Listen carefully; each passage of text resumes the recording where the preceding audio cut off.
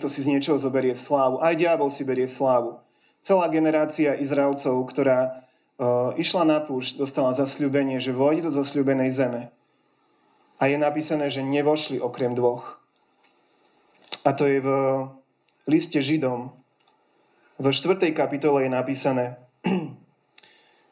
druhý verš, lebo evanjelium sa práve tak kázalo nám ako aj im. Ale počuté slovo im nič neosožilo, keďže nezrástlo mocou viery s tými, čo ho počuli. Lebo do odpočinku vchádzame my, veriaci, ako hovorí. Preto som prisahal vo svojom hneve, nevojdu do môjho odpočinku. Hoci so stvorením sveta sa skončilo jeho dielo. A veď hovorí o 7. dni takto. Je tu napísané, že celá generácia, ktorá vyšla z Egypta, nevošla do zasľúbenia. Ktoré Boh mal pre nich, to nebolo pre ďalšiu generáciu, to bolo pre túto generáciu, ktorá do neho nevošla. A nevošla preto, lebo počuté slovo, ktoré im povedal Mojžiš, sa nezrástlo vierou. A nevošli do odpočinku. A dôkazom toho, že máš vieru, a chceš vedieť, že či máš vieru alebo nemáš vieru, je, že ty vôjdeš do odpočinku v tom slove. Že ty odpočívaš. Ja viem, čo Boh povedal. Aj keby padali skály, aj keby sa zem zrútila, ja viem, čo Boh povedal. A máš v tom slove odpočinok. Je napísané, že pre veriacich je pripravený odpočinok. Že keď máš vieru, máš odpočinok a vieš dať slávu Bohu. Je napísané, že Abraham bol posilnený vierou a vzdal slávu Bohu.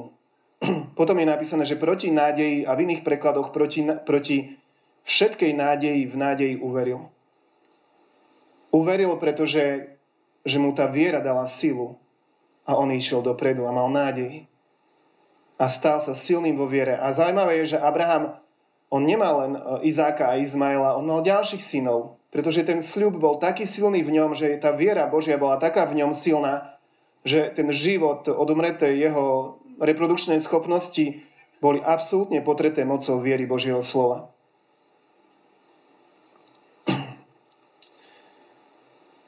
Všetci, ktorí chcú žiť vierou, budú prenasledovaní. Povedal Pán Ježiš. A niekedy si myslíme, že keď chceš žiť vierou, to znamená, že ťa budú prenasledovať ľudia, budeš prenasledovaný a áno, hovoril aj o tom. Všetci, kto žiť zbožne, budú prenasledovaní, som chcel správne. Ale zbožne žijú ľudia viery. To je to isté. Čiže to prenasledovanie nie je len o tom, že ťa niekto hovorí, že si sektár, alebo že niekto ťa zbije, alebo že niekto ťa zabije, ale to prenasledovanie má rozmer aj duchovný. Že keď chceš žiť vierou, budeš vystavený prenasledovaniu, že to slovo priťahuje na seba problémy. A pokiaľ si nie si chvíľkový, tak ako to Pán Ježiš povedal, že ten na skalnatú pôdu je chvíľkový. Chvíľu sa teší a potom odpadáva. Pohorší sa. Stráti to, čo mu Boh zasľúbil. A žiaľ, mnoho ľudí je svedkom týchto stratených zasľúbení. Že sa pohoršia. Že je to ťažké a oni sa pohoršia, pretože nechápu tomu, že častokrát predtým, ako Boh to zasľúbenie splní, spôsobí, že to zasľúbenie zomrie. A spôsobí to preto, aby si sa nespoliehal na seba, ale na Boha, ktorý oživuje mŕtvych. Ja som tento princíp pochopil v roku asi 2012-2011, kedy som počul veľmi dobrú kázeň Davida Wilkersona, ktorý mal kázeň Smrť zasľúbenia. A môžem povedať, že asi žiadnu kázeň som nepočul toľkokrát ako jeho kázeň. Smrť zasľúbenia. A presne ten princíp tam David Wilkerson povedal. Predtým, ako Boh splní tvoje zasľúbenie, spôsobí, že zasľúbenie zomrie. Ale keď zomrie, dôveruj Bohu a uvidíš, ako žije. Žiadnu kázeň asi som nepočul toľkokrát. Dookola som si ju púšťal. Bol som v okolnostiach, ktorí boli totálne proti všetkému, čo mi Boh povedal. A napriek tomu som mal pocit, že toto je to, čo mi Boh hovorí. Že ja som za tým, keď ti zasľúbenie zomrie, pretože ja chcem, aby moje zasľúbenia v tvojom živote boli také silné, že vieš, že len ja som za nimi. Pre mňa to bola konkrétne, týmto už skončím. A potom mám ešte jedno slovo z Biblie pre nás. Pre mňa to bola oblasť, že ja som chcel ženu. Som nechcel byť sám, som si hľadal ženu, modlil som sa za ženu, chcel som ženu, veľmi som chcel ženu. Všetci, čo ma poznali, Vedeli, že to je téma číslo 1, to bola horúca téma pre mňa, mladého muža, ja chcem ženu. A ja som sa modlil, hej, akože ja som bol taký divný, že ja som nedával na Facebook proste, kto som úžasný. Som chcel, aby to žena zistila sama. Nepotrebujú to všetci vidieť, aj keď mám pocit, že to mnohí zistili, si robím srandu. Ale ja som sa veľmi modlil. Úprimne som chcel ženu, ktorá je od Pána. Ja som si nechcel vybrať zle, pretože som vedel, že ja neviem si dobre vyberať. Už som mal nejakú históriu omylov. A veľmi som chcel, aby sa Pán postavil za to, že on mi dá ženu, akokoľvek to znie fanaticky, a viem, že niektorí ľudia v to neveria, ale ja som mal vieru, že Boh mi môže dať ženu. A dostal som dokonca slovo, konkrétne slovo mojej žene, že mi Boh, ja som vedel, že sa ožením, proste to bola hotová vec, mnoho ľudí mi to prorokovalo, že sa ožením. A ja už som bol taký, že OK, ale že kde to je? Že mne je super, že za mnou prišiel ten, aj tu mi vyskočilo slovo, aj tu, aj ten, a nič. A potom už keď niečo vyzeralo, že už by to mohlo byť, to spadlo a ja som bol hotový, že tak na čo to ide? Akože brutál. Tí, ktorí ste to nezažili, to nepochopíte. Tí, ktorí ste sa vydali v 20-ke, je to pre vás. Ale pre tých ľudí, ktorí dlho čakajú, je to veľmi ťažké. Ja hovorím o tejto oblasti, ale pre teba to môže byť čokoľvek iné. A keď to bolo veľmi zlé, keď to bolo také zlé, tak som proste dostal to slovo, ten princíp, ktorý vám teraz hovorím, že keď Boh chce niečo splniť, tak spôsobí smrť toho zasľúbenia, že sa to zdá, že sa to nikdy nestane. A tak to bolo v mojom živote, že jediná vec, na ktorú som sa mohol potom už iba pozerať, bol Boží sľub. Že Boh mi dá ženu. Verše, ktoré mi on dal, som si vytlačil a pozeral som sa na tieto sľuby, že toto je pre mňa. Že toto je to, čo mi Pán chce dať. Ďakujem.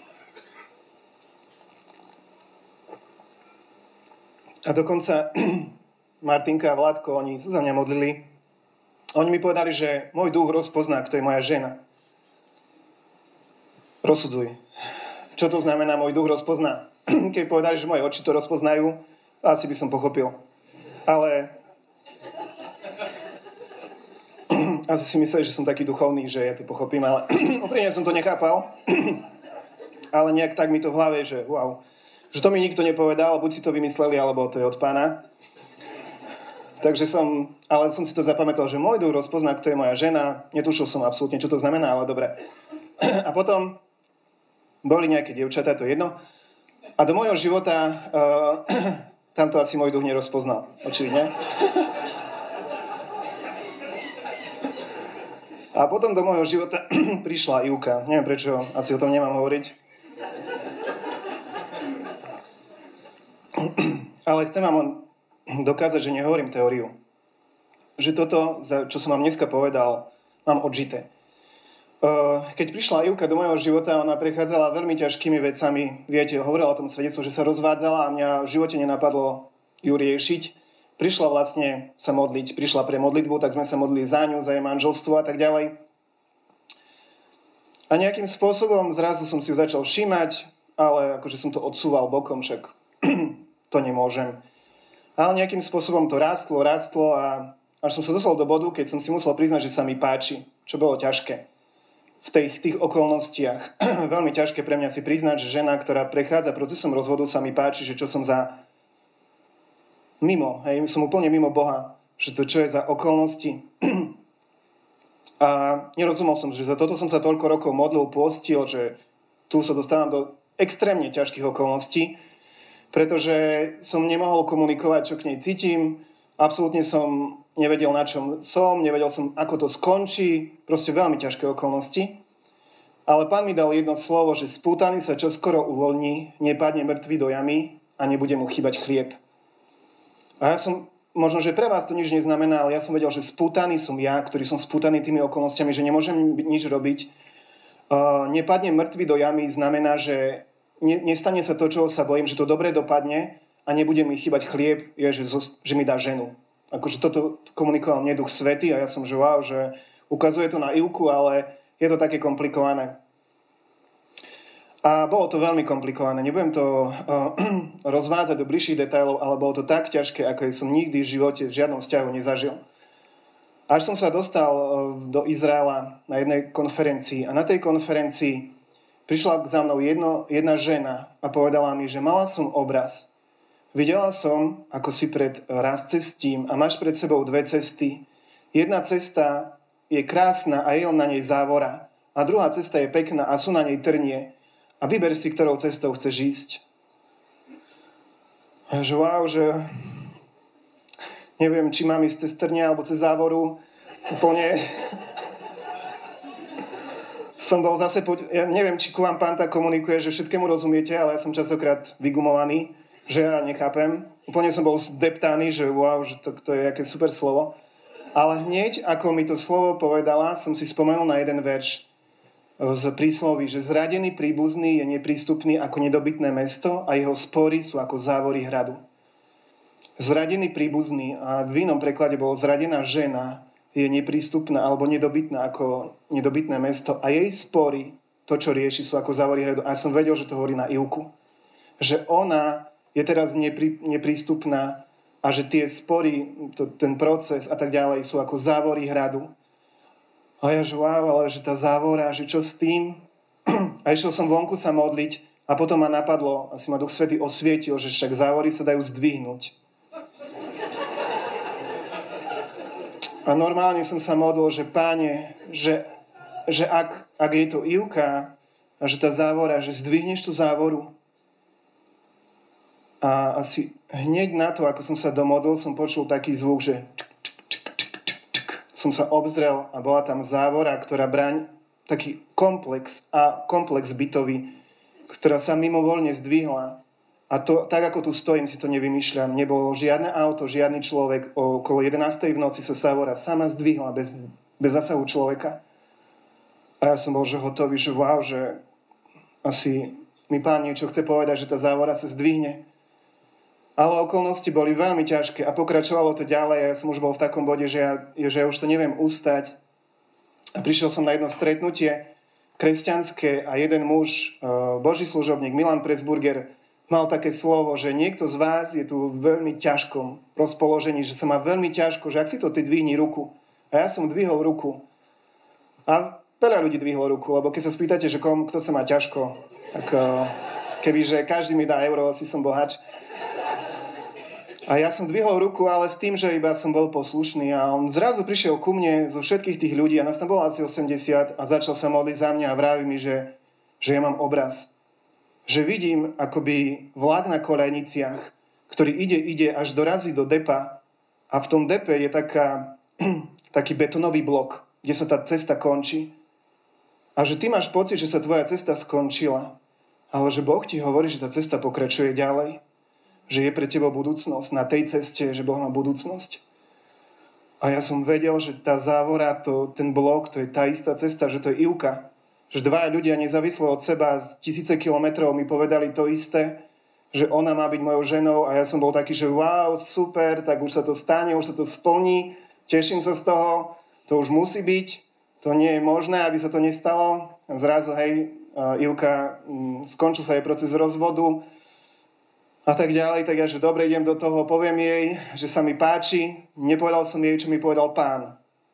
Nič z toho som jej nepovedal, povedal som iba, že sa mi páči. Hej, aby ste to chápali, to sa nikdy nemá hovoriť. To je medzi mnou a pánom. A Ivka povedala, že aj ona to tak vníma, že mám byť jej muž. A ja som vtedy prestal počúvať. Lebo ona vravela, že ale potrebuje čas a tak ďalej. A ja som to tak proste vymazal. Že ona vníma, že má byť jej muž. A že super, haleluja, tak aj ona vníma, ja vnímam, sme hotoví, je to proste svadba do pár dní. Ale viete, ja som počul, čo som chcel počuť. Asi niekedy tak je, to B som už nepočul a nejak to B bolo pre ňu ešte dôležitejšie ako pre mňa a čo už teraz chápem s odstupom času, vtedy som to nechápal. A tak som jej povedal, že dobre, tak sa poďme stretávať nezáväzne v odzovkách, ale nejako sme sa nepochopili a skončilo to tým, že sa naše cesty, že sme sa pohádali a dosť zle sme sa pohádali. A my sme absolútne prestali komunikovať skoro na 2 roky. Absolútne znamená 0. Ona si išla svojou cestou, išla na biblickú školu do Južnej Afriky, išla do Nepálu, chcela sa stať misionárkou a ja som to zavrel. Pre mňa to bolo uzavreté. Nevedel som, stále som rozmýšľal, že čo znamenajú tie zasľúbenia, že nikdy sa mi nič také nestalo. Vedel som, že Boh ku mne prehovoril, za tie roky, čo s ním mám vzťah, som vedel, že to bol 100% Boh, ale nejakým spôsobom sa to nedialo. A ja som to proste nechal tak, že je to tak. A asi po roku a pol toho celého, keď ja už som si žil svoj život, mal som iné vzťahy, riešil som už iné dievčatá, nebudem klamať, sa zrazu mi Júka ozvala, že sa chce so mnou stretnúť, že sa chce a tak ďalej porozprávať. Tak sme sa stretli, povedala mi, že vtedy bola v ťažkých okolnostiach a tak ďalej. Ja som povedal, že mňa to tiež mrzí, až dobre, budeme kamoši. A tak som to mal za po roku a pol, že OK, sme kamoši. A opäť som išiel do Izraela a tam som sa išiel modliť, že kto má byť moja žena, lebo jedno dievča sa mi páčilo, už som ju aj trochu riešil. A už som jej aj povedal, že sa mi páči, a ona sa mi povedala, že sa jej páčim a tak ďalej, ale že nie je si istá, či to je Božia vôľa. A bol som z toho taký prekvapený, že nie je si istý, že Božia vôľa, však čo? Už som akože že potom všetkom som stratil vieru, akože poviem vám na rovinu, že ja som stratil vieru, že Boh by do týchto vecí hovoril, mohol tak duchovne hovoriť, že ja som to bral pragmaticky, niekto verí v Pána, je dobrý, dobre. Ale keď som prišiel do toho Izraela, tak som povedal, že dobre, že ja sa budem modliť, či to dievča či to druhé dievča je Božia vôľa, alebo či niekto iný. A hneď prvý večer jedna žena mala také prorocké slovo pre mňa a povedala mi, že Pán ti odkazuje jednu vec, že nad jednou oblasťou vo svojom živote si povedal, že to je najväčšia prehra. Ale že Pán ti hovorí, že keď mi to dáš, ja tú najväčšiu prehru zmením na najväčšie víťazstvo, keď mi to dovolíš. A ja som mal presný flashback v hlave, keď som povedal Bohu na jednej modlitbe, že toto je pre mňa najväčšia prehra. Ako to skončilo medzi nami, že my nie sme ani kamoši už. A ja som hovoril, že vedel som presne, že hovorí o Ivke. Som vedel, že tá najväčšia prehra nie je Ivka, ale to, ako to medzi nami skončilo. A vedel som, že Pán mi hovorí, že ak mi to volíš, ja to skriesím. A ja som Bohu povedal, že áno.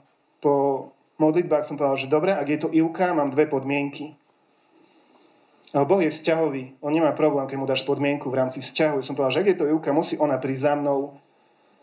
A po druhé, vedel som, že ona si dala rok pauzu od chodenia.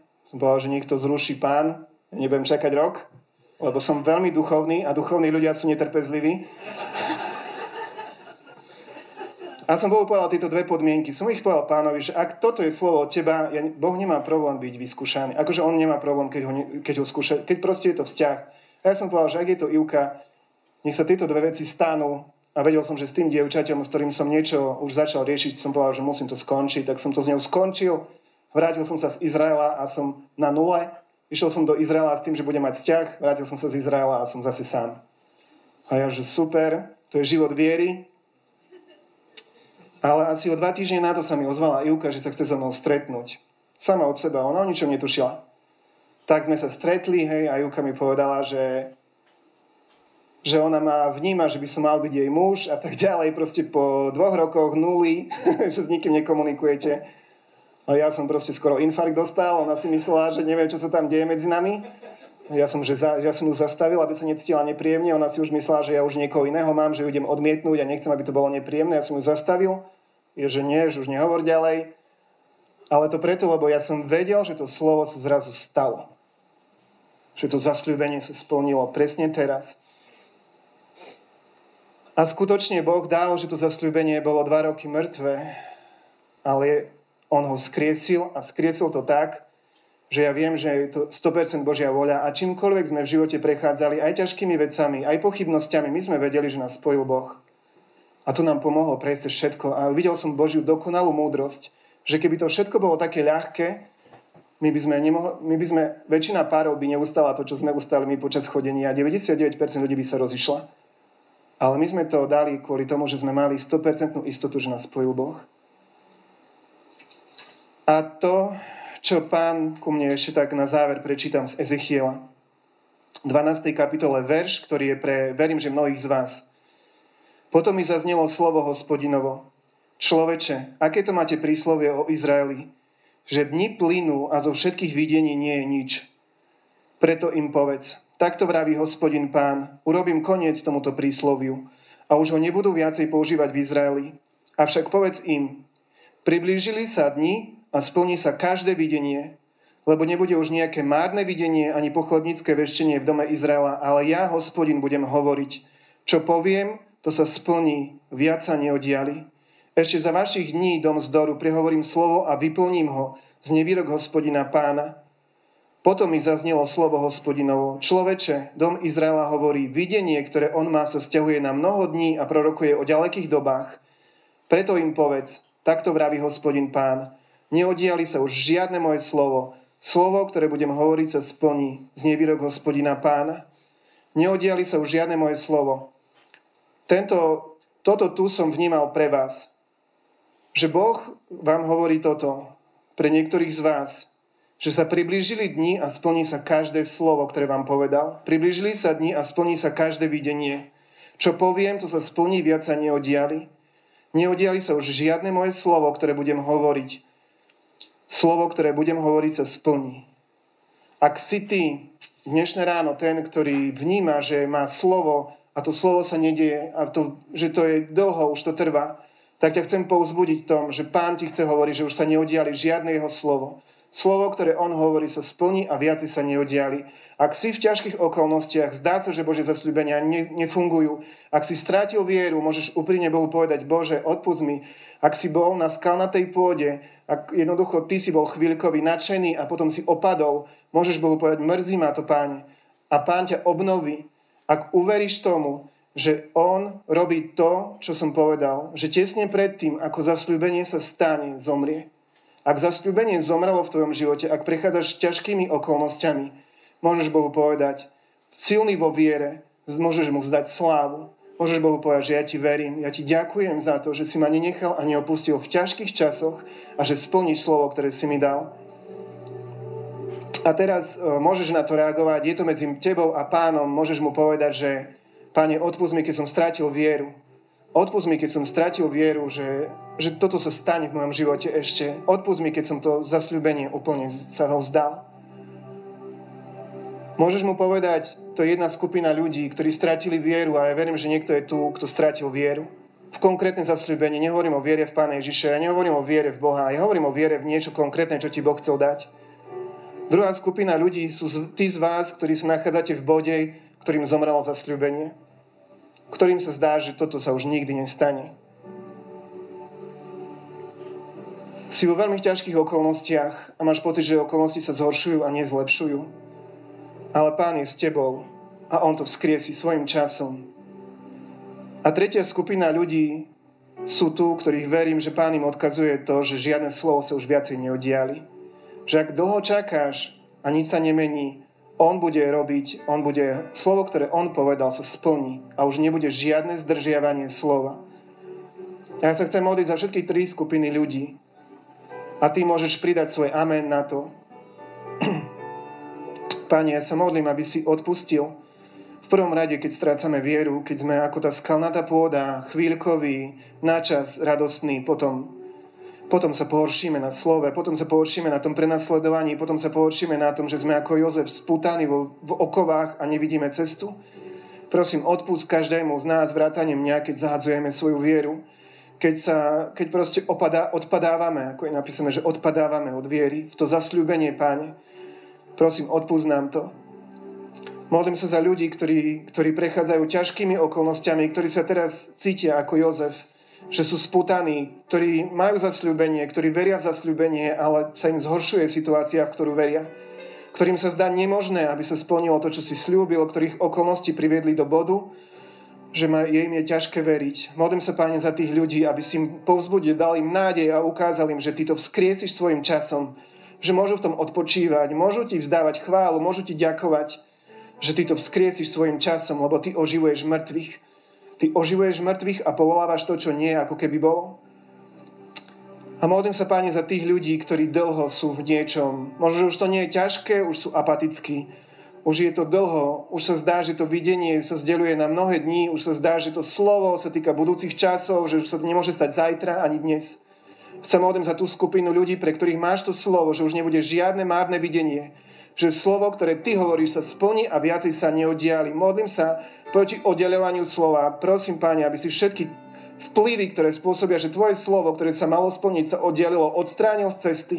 Modlím sa, aby títo ľudia mali veľa živých svedectiev, nových svedectiev, čerstvých svedectiev, že aj po rokoch čakania vieš zmeniť okolnosti za sekundu. Že ty si Boh a vieš urobiť to, čo sľúbiš, to splníš. Sa modlím, Pane, za túto skupinu ľudí a prosím, aby si nás naplnil takou dávkou viery, aby sme boli silní vo viere, ako Abraham, ktorý videl okolnosti, ale vedel, že niekto je väčší nad okolností a pevne bol presvedčený, že ten, ktorý dal sľub, ho aj môže splniť a preto ho videl zasľúbený.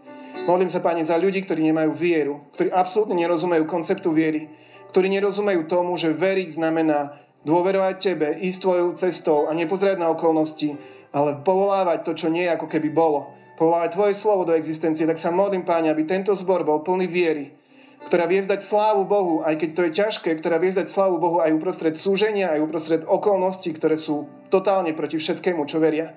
Že my Ti vieme zdať chválu a slávu, pretože si hodný. Ďakujem Ti, Páne. Je poženané Tvoje meno. Amen.